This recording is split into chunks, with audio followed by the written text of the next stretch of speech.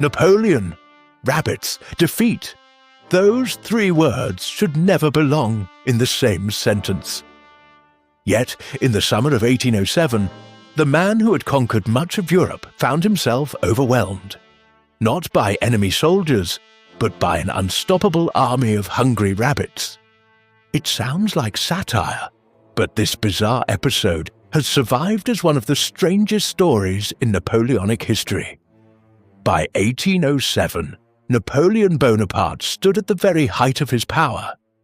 Fresh from crushing the armies of Prussia and forcing Russia to the negotiating table, he had signed the Treaties of Tilsit, leaving him the undisputed master of continental Europe. Victories like these deserved a celebration, and for Europe's emperors and aristocrats, few celebrations were more fitting than a grand hunting party. The task of arranging the event fell to Napoleon's trusted chief of staff, Marshal Alexandre Berthier. A brilliant organizer on the battlefield, Berthier selected one of his estates outside Paris as the perfect location for the hunt. There was just one small problem. The estate didn't actually have enough rabbits.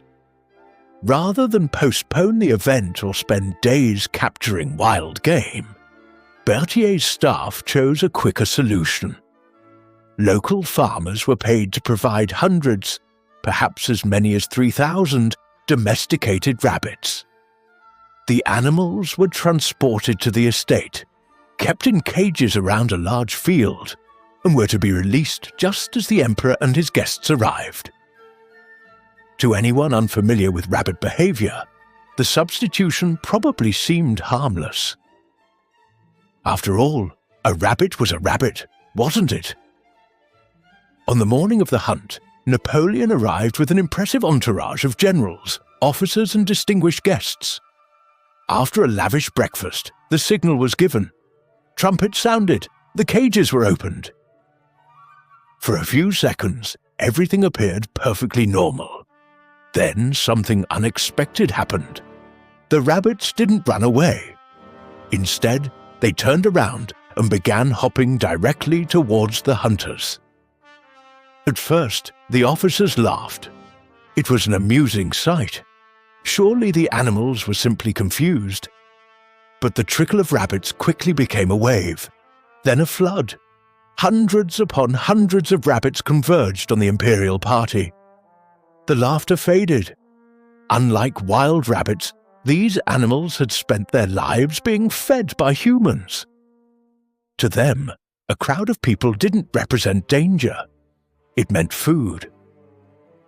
Seeing Napoleon standing at the center of the gathering, the rabbits instinctively rushed toward him with complete confidence.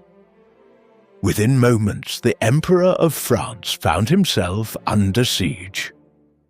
According to General Paul Thibaut, who later described the event in his memoirs, the rabbits crowded around Napoleon's boots, climbed over his legs and pressed against him in astonishing numbers. Officers attempted to drive them back with riding crops and sticks. Servants shouted. Coachmen cracked their whips. For a brief moment, it seemed the attack had been contained. Then the rabbits regrouped. They poured in from both sides, surrounding the imperial party once again. Thibaut dramatically described them attacking the emperor with an unspeakable frenzy, piling against him until even Napoleon struggled to move. Faced with an enemy that showed absolutely no fear, the greatest military commander of his age did the only sensible thing. He retreated. Napoleon hurried toward his waiting carriage, while attendants desperately cleared a path through the furry mob.